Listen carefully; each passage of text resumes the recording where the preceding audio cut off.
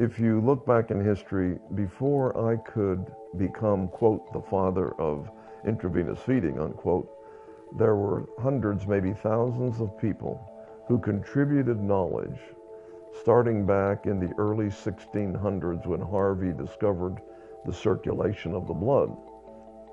I was frustrated by the fact that I saw and participated in what I thought were first-rate surgical operations, but the patients would die.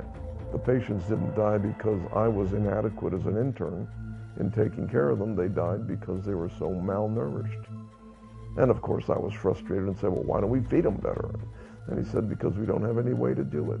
I said, we have to be able to feed them better. And he said, well, a lot of people have tried, including me, he said, and we have not been able to do it.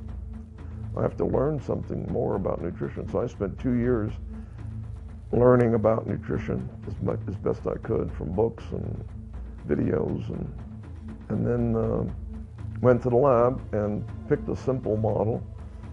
I thought if I could get a puppy to grow with intravenous feeding, that would prove it could be done.